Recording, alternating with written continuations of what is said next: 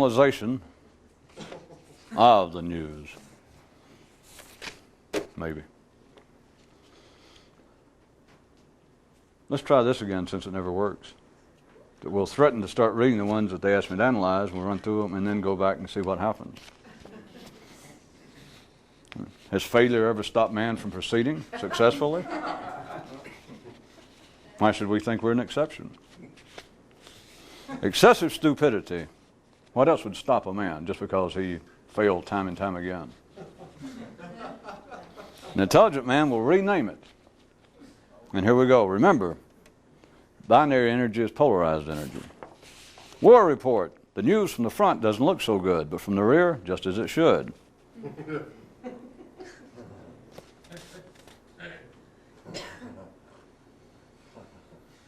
You may also take this, all right, here, see, going to stop already. Yes, you may also take this to be a story regarding the apparent spatial distinction between the placement of hormones and neurons in the body human. How? How could you do that? The news from the front doesn't look so good, but from the rear, just as it should. Well, if it did have something to do with the placement, as we've been calling it, of hormones and neurons, the more silent, physical, non-intellectual aspect of man, if we could divide it into such, which we've just done, and into the neural, which would be the literate speaking part, and if it was spatially of some significance internally, then would the news story make any more sense? Hey, don't ask me, the news from the front doesn't look so good, but from the rear, just as it should. Would that be insinuating that in some way news reports, and if by news reports, then you could expand it into all religious ideas, philosophical ideas, and, God forbid, common sense. Ugh. Did anybody understand the one last time about the guy that threatened to vomit up a rat on a string? Maybe that'll hold us through the winter months. I mean, if you run out of grub, those of you in Alaska, it'll give you something to chew on. Okay. What if the kinds of reports, the kind of war reports, the kind of all kinds of reports, all of the apparent verbal delemming of man, don't anybody write me and complain about the D part, then what if all the reports came from one area or the other? And it says here, the news from the front doesn't look so good. What if the front was one actual area of man, either hormonal or neural? And then it says, the second part, but from the rear, just as it should. Then what if the reports coming out about man, of all forms, all criticism, all social commentary, all religious attacks, all attempted inducements of guilt, everything that's ever been said about man, if you take it as being a news report, then what if there are actually two reports going on, and one of them doesn't sound so good? Now, that's not hard to figure out. One of them, even though you don't normally divide them up, one form of the reports on the nature of man never, yes, I said never sound very good. Never. Did you say never? Never, never, never. Now, what if that is a report on one aspect of man, from the front? You understand, from the front is battlefield reporting talk, it's even battlefield talk. But now, whatever the slick tongue and brain devil that wrote this kind of story, going from it being a logistical battlefield term of the front, what if we are now back to the epilogue to this, that it might have to do with the spatial placement inside the body human of neurons and hormones, and then you've gone from it being the front, which is the battlefield lines where the unpleasantness is literally taking place, or most actively. And then if you consider the front then as one aspect either of the hormones or the neurons in man's internal activities, then one of the reports seems always bad, that someone's always saying, sir, the news from the front doesn't look at all good. As though that's going to be some kind of brand new report. That if we now are going to jump probably somewhere around the armpit level in symbolism, if not metaphor, then if there was any general anywhere that had any understanding of the nature of man, would he not, at least with a bit of feigned dramatic sarcasm, go, You mean to tell me that the news is not all that good? You know, like we've only had 5,000 years of such reports of a certain kind all being the same, and yet continually. Men pull out their cigars, adjust their umlauts, sit in their little tents, and wondering, what in the hell happened to Matthew Brady when I need him? And somebody rushes in, sir, the news from the front doesn't look so good. And he goes, you don't mean to tell me. I mean, nothing at all like it was. Those of you that didn't like us celebrating the Battle of Marathon, maybe I didn't put it to you right, since that one didn't go. You remember last time we were doing a news show and celebrating the, what did I figure it was? 2043rd anniversary of the Battle of Marathon, and now I point out that thanks to that, by the way, not to overlook it as just being some obscure historical skirmish, had it not been for that, see, I said Southern, maybe I blew it.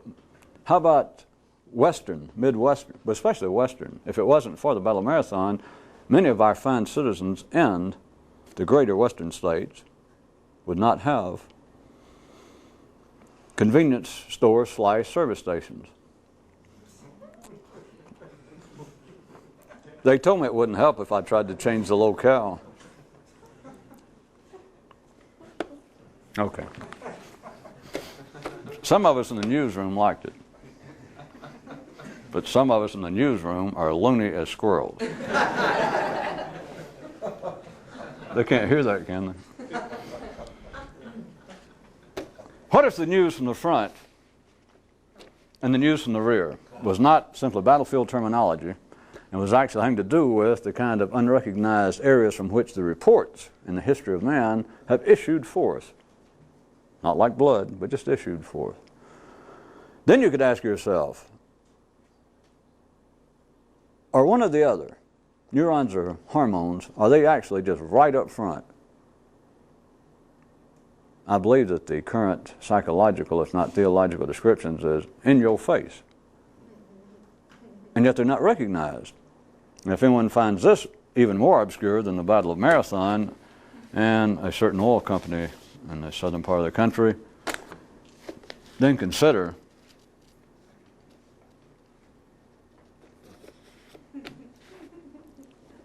that in your face would take on, if any of this had any extended validity, would take on an extended significance.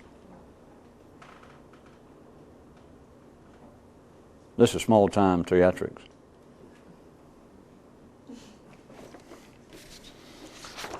Civilization, definition.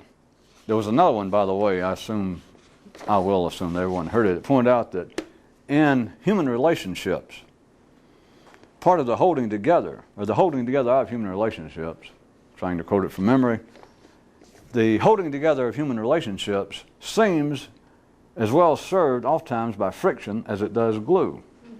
And that was an early news report. And then, as oftentimes the case, there seemed to be one that came along subsequently that had some relationship there too, which said, definition, civilization, just the right mix of friction and glue. The first time that was read, there seemed to be a certain sound of laughter here in the studio that I don't know why. It was like I could read minds, or somebody was sending out, perhaps unintended, mental messages, and them picturing things like sand in the Vaseline. Which anyone who didn't understand the thing about service stations and the Battle of Marathon, I don't know how you'll get this, and we just certainly don't have time. But that is not what was intended. Far be it from us in the newsroom to give a good goddamn if that's what you thought, but after you've laughed, then think of it further. That was not simply it. What is civilization? And back to the original, or the earlier item in the newscast having to do with the holding together relationships, human affairs. And when I said relationships, I did not intend it to mean just like sexual relationships, love affairs, which they are not excluded, but that would be simple enough. That we could jump from that and segued into some comment about country and western songs, that is what ordinary, maybe we step on each other's toes and you knee me in the balls and I'll hit you in the mouth later, love affair, country and western style. It is a kind of combination that hold people together that which at times, oft times I believe it said, and if not, I'm going to say oft times, all right, sometimes. And sometimes glue, friction seems to be and work as well as glue. Now, if you state at a rather simplistic, crude level, such as the country and western beat you up, you know, let's make love and then fight and then make love some more and all that, it would still have some validity. Because it would seem as though, what did Papa Freud and those kind of people hanging around those caves in France with the charcoal? Love-hate relationship, isn't that what they call it? But the friction of ordinary affairs, and it's now past that, I just want to give you somewhere to stand mentally. Beyond that, then forget sexual affairs, romance, between people, between friends, between whole tribes, between whole nations, between whole civilizations. Then gets into the definition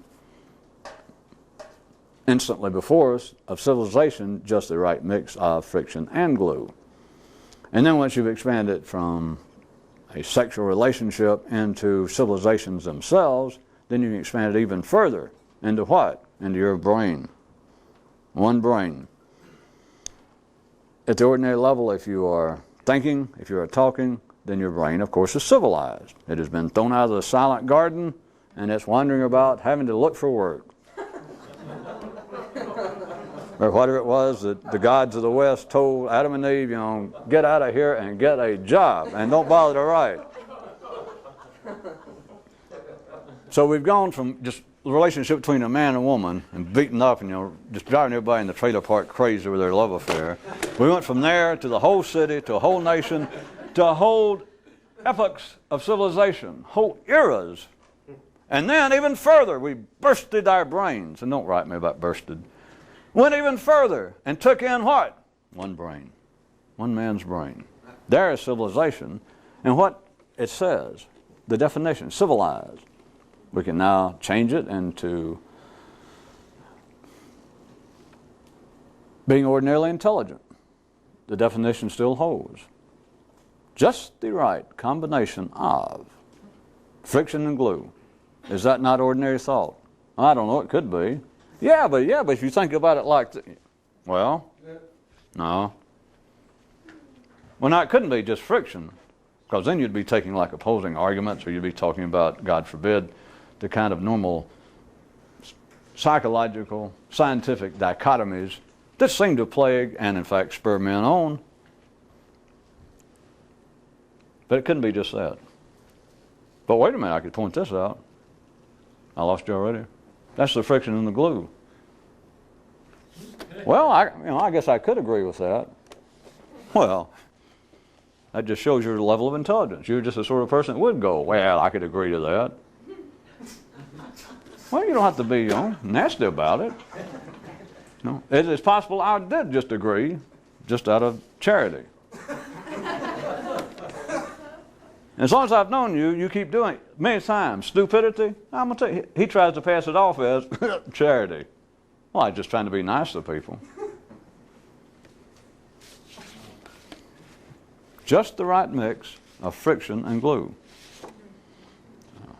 The epilogue that's not on there would say, P.S., do not try and assume that this has anything to do with real thinking. Well, it might. Oh, no, it doesn't. We've already been. I just got through doing that one.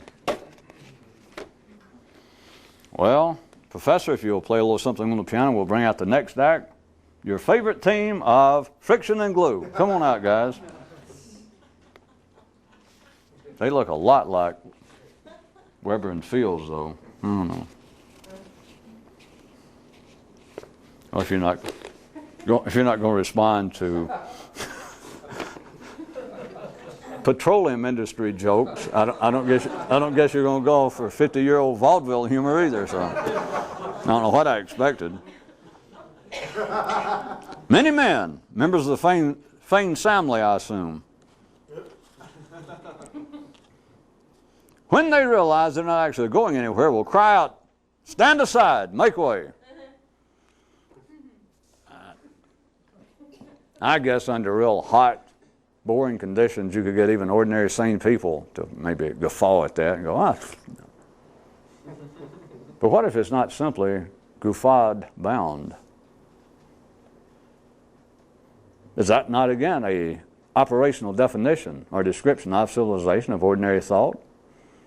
If you can extract what might naturally to ordinary minds assume would be taking to be in the original part of the sentence as being some sort of attack, criticism, sarcasm, that is, when men realize they're not actually going anywhere. If we stop there, then you can fill up a good-sized room, if not a crippled tanker, of people that go, yeah, that's right. Damn humanity think they're going somewhere, especially all those middle-class people in their middle-class cars and middle-class haircuts and suits and ties, believing they're going somewhere.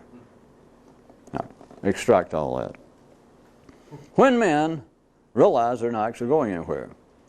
Now, if we may dispense with the kind of part I was playing out for you of some adolescent-minded, semi-talented smartass. Do away with that, and I look at it with no hostility, that when men realize they're not going anywhere, and realize yourself that that means everybody.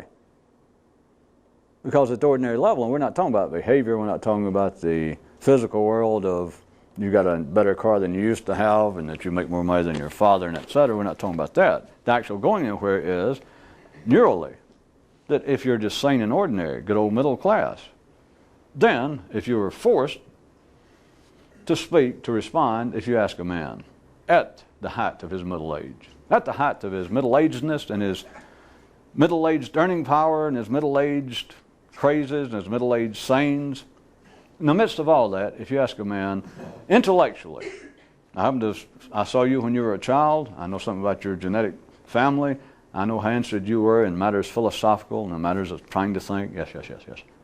That's him going, yes. Tell me the truth. Now here you are, even more middle-aged than you were when you were a kid. Have you actually gotten anywhere? And the truth is, if he's sane, that answer is no. It's only the crazes at ordinary level go, oh yes, I know the secret of life now. Somebody call it doctor. Because a sane man, those holding life at the civilized level together, no, they hadn't gotten anywhere. And of course, if you're sane, there's enough distractions.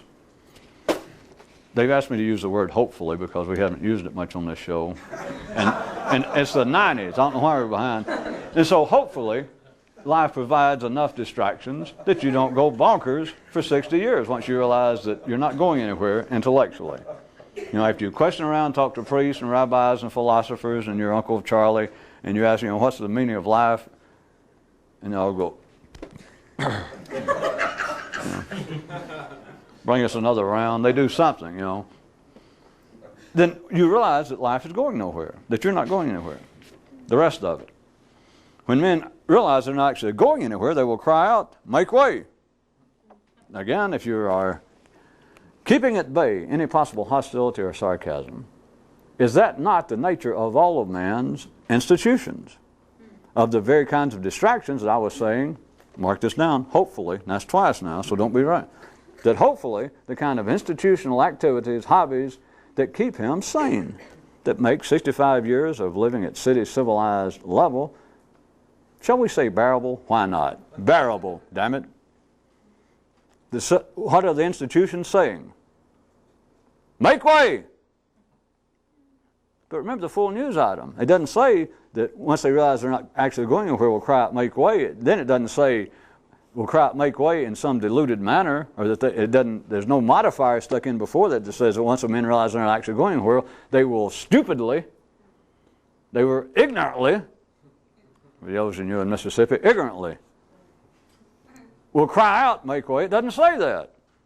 If this news item is correct, and well, nobody asked me, but we voted on it before we came out in the newsroom, and 2/3 of us voted that this was correct. And it had nothing to do with the fact that we're all family. That didn't enter into it. The full news item says, men, when they realize they're not actually going anywhere, will cry out, make way.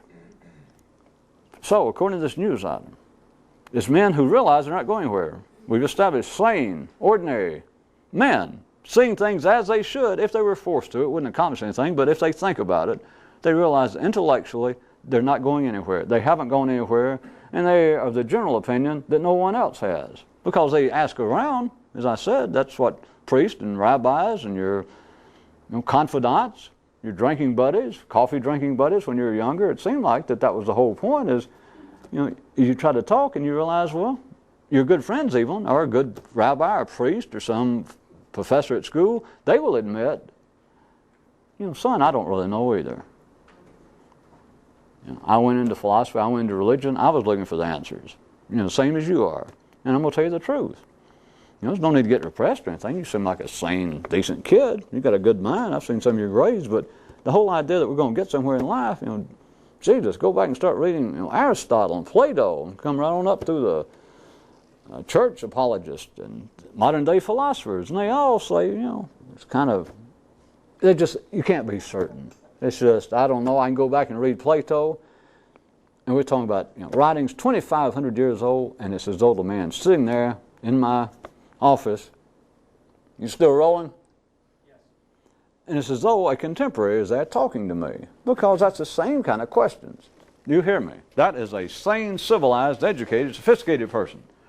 But what he is saying, using him exemplarily,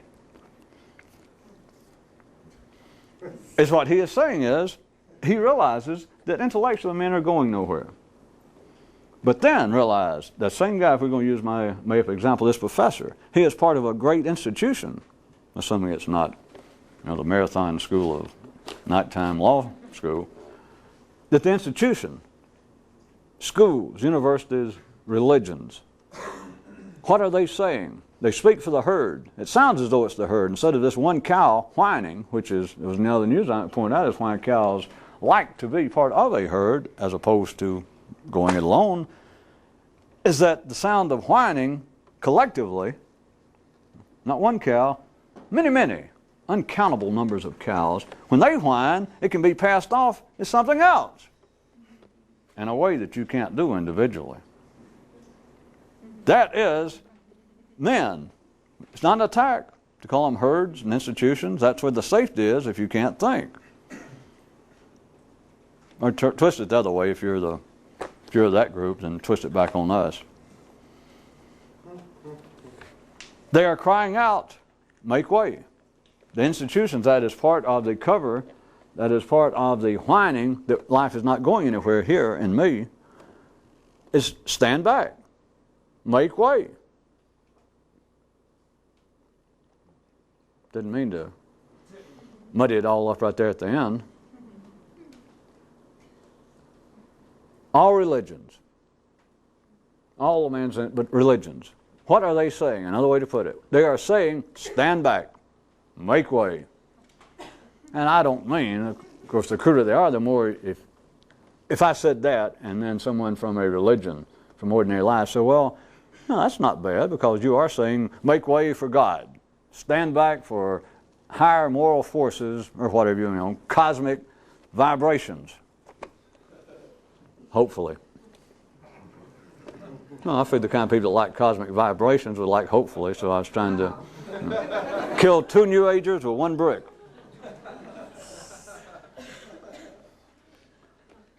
The religions, for instance, are saying, all collective groups of people at the civilized sane level, all herds, / institutions, one description of what they're doing is saying, make way. Now forget the thing about gods and moral forces and etc. They're saying make way for why? Or for what purpose? They're saying it because there's nothing to make way for. See, you always got the news item. When men realize they're not actually going anywhere, they're wont to holler, make way.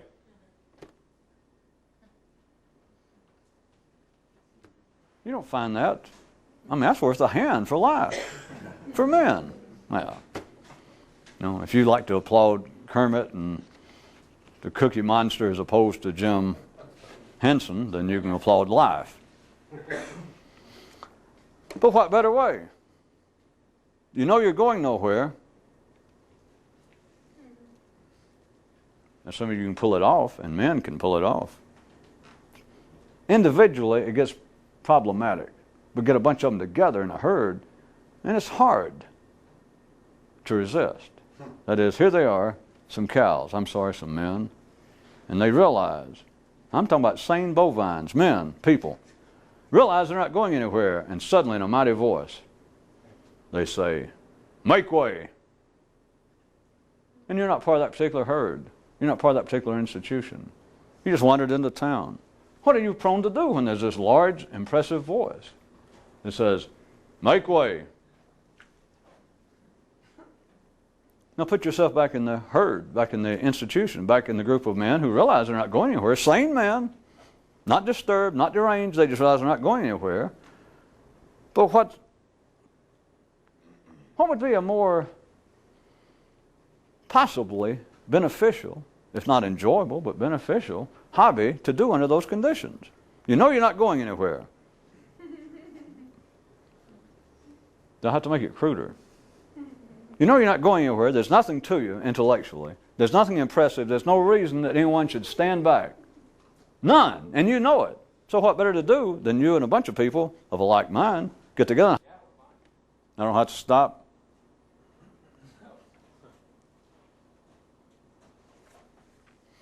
When it comes to how the ordinary mind, or when the mind ordinarily wants to work, laying down on the job is the same thing as having a job. Again, with the deletion of any possible aggression, hostility, criticism therein, that is your reaction there too, consider that laying down the job is, at the ordinary level, the mind's job. There you stand, not knowing what to do, and a voice says, "Make way." And what do? Your mind goes, "Hey, I'll make way." Or your mind asks an authoritative figure, the head of an institution, or just an important looking person, why is the sky blue, and why is one shoe in the highway? And the voice says, "No one knows, forget about it." And you go, "Fine." See, all of that is, it's like life saying, it'll put up with it when you're a kid. I don't know, maybe life in local conditions I don't know, I'm just guessing. The sound of little nippers screaming and gurgling and throwing up and saying, "Are we there yet? Are we there yet?" Maybe, but notice, you get past a certain age, that little cute stage, and you ask, "Are we there yet?" And why's the sky blue? Once or twice, 5 or 6, 7 years old, your father, the local rabbi, a priest, the guy down at the store will go, "Aw, how cute." That has a very short shelf life. Very shortly, sane, civilized adult people who, of course, know they're going nowhere, they've already been through this, have a short string down their throat to their mind, and after several times of this, are inclined with a certain kind of, I guess, whimsical, good-natured, humor, turn to you and say, "Shut up!"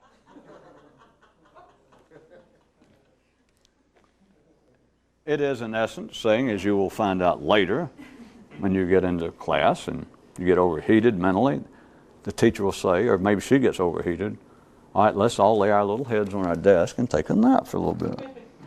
That's after she's been assaulted by, "Why's the sky blue? Our tree's green. How come I can't paint? Sky's green." Let's all lay our little heads on our desk. Back to the news item. When it comes to how the mind ordinarily wants to work, laying down on the job is the same thing as having a job.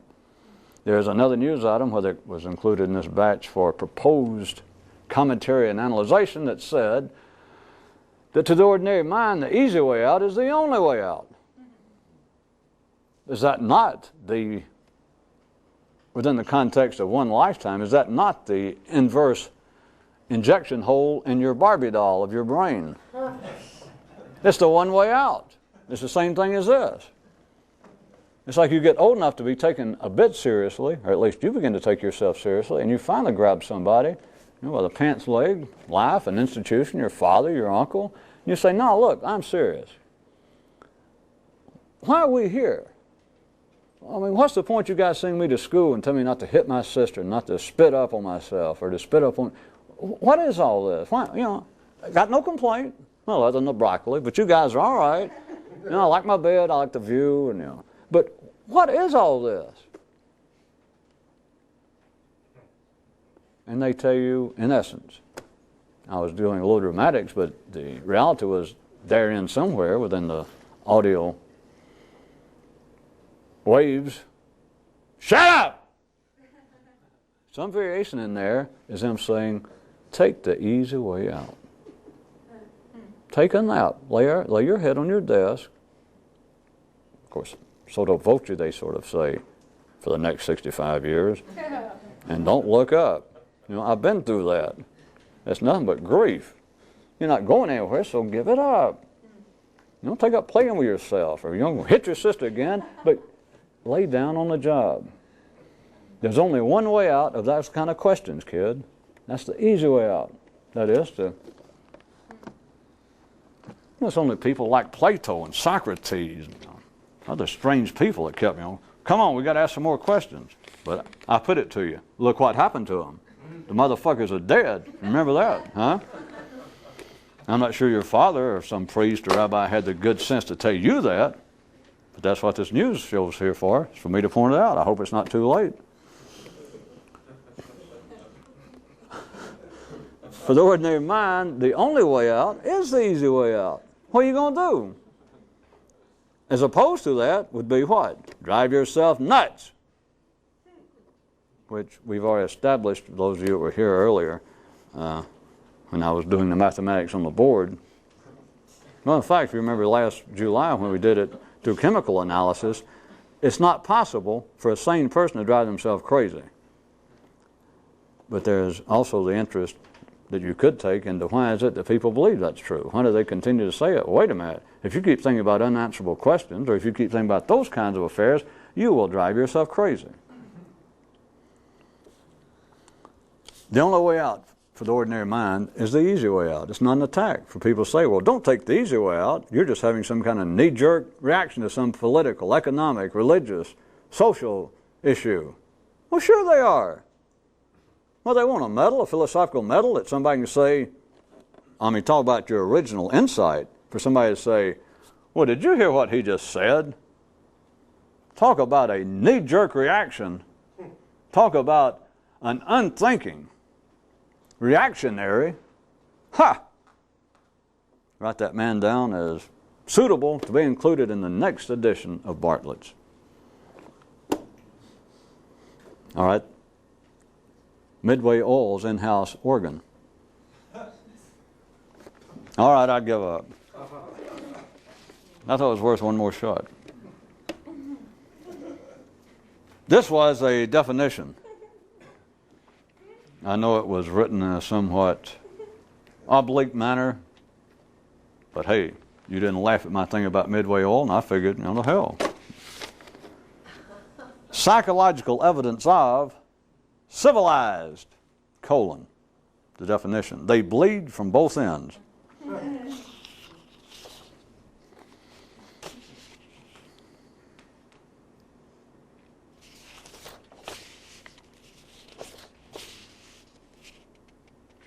Quiz, what do you call the veterans of the War of Life? The answer was the living. And for those of you that may have thought that you escaped certain kinds of selective service to life, may I point out that the veterans of the life of wars, that is the living, is who? The initials are A-O-U. All of us. I'm going to quit, but notice that is where, if you get your nose in the corner of that, men's ordinary intellectual sentiments are absolutely otherwise. That is, the whining and complaining that is endemic to the human nervous system without certain automotive adjustments in the aftermarket, which was originally the name of this show in Southern News, was the aftermarket, but I got as much response from that as I did our 2000th plus anniversary commemoration of the Battle of Marathon.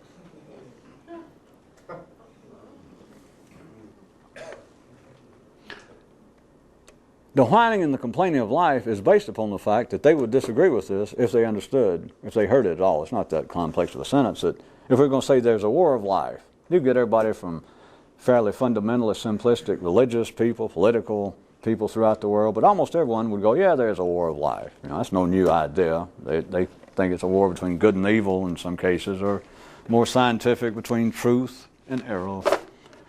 But there seems to be, it's a bitch being alive. Bring it down to the bumper sticker level. But there seems to say the war of life, almost every sane person, if you didn't put a great inflection on it, you could get people all the way from bricklayers in Idaho to college professors in Vermont, that they would go, yeah. A war of life. The term, it'll fly anywhere. The war of life. The quiz was, what do you call the veterans of the war of life? That is where they would then be all the way from the apparent spectrum of the more simplistic, less educated, less civilized, to the otherwise.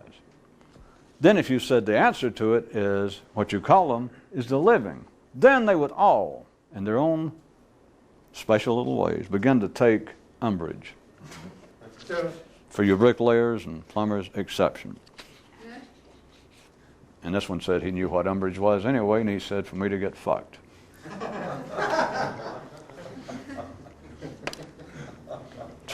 You try to be nice to people in the building trades, and that's what you get. I know. Just try playing a plumber with an out-of-town post-dated check. Just try it, and see how much he wants to discuss pre-Grecian philosophy. What do you call the veterans of the war of life? And the answer was the living. The ordinary mind says that's not true.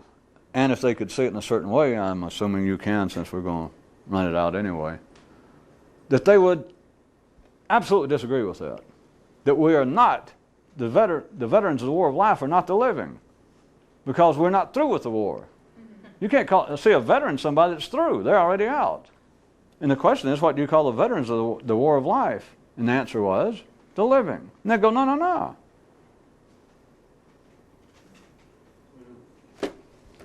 Yes.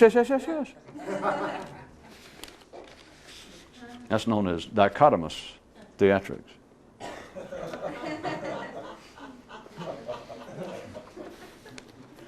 See, if this was true, for one thing, if they followed that, if you want to look at sort of a back door, at least side door approach, if that were true, and in some way you could take a verbal truth, if there was such a thing, and you could suddenly implant it, force them to accept it in their own neural juices, what would that do to them, per force? It would stop them from whining and complaining. And that would kill the ordinary breathing mechanism of the ordinary nervous system at this end. The neural part, not the hormonal part. The neural part would be strangulated, and don't write me about that. They limbed. So it can't be. The war can't be over.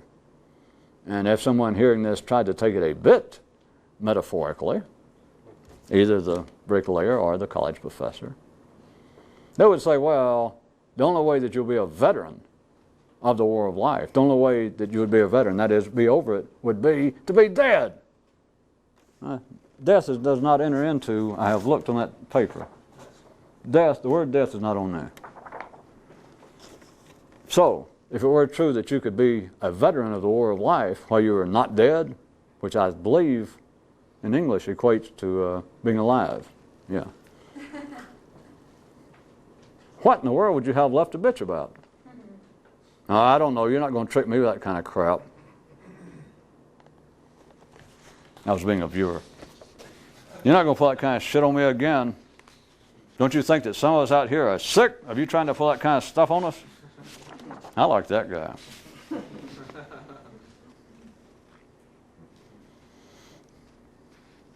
was an update regarding the history of civilization. Once lust became love, fashion could pass for originality. Once hormones began to wear fig leaves. Once Adam and Eve went, ooh. Once, speaking very symbolically, and yet literally, realized that they were nudie, that they realized we've been nothing but hormones up until now, but now we can talk. Of course, the first thing they did before that, was the news on, they rushed at each other and went, God, let me tell you what's happened to me. Humanity has been going on all those hundreds, thousands, maybe hundreds of thousands of years before they could talk. And suddenly they could talk. And what's the first thing they did? The two people, they rushed looking for one another, and they saw each other, Adam and Eve, or whoever it was, and they rushed. And the first thing, both of them ran at each other, and out of their mouths, simultaneously came out, they hollered, God damn, let me tell you what's happened to me up until now. Both of them. That, even sans some of the cheap theatrics, I believe would qualify as some form of whining and complaining. At least it's a cry for help. It's a warning. They're saying, hey, I'm about to whine and complain. Because do you think that they rush to one another? Did they do it now? People holler, oh boy, I'm glad to see you. Let me tell you what happened to me. What are you expecting? I mean, here's another stupid contest. You know, how dumb can you be and still be alive?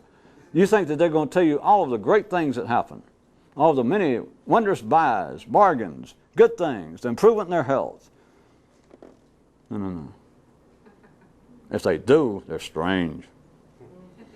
Nah, the hollering, let me tell you what happened as soon as they can talk is, I'm going to bitch and complain, whine.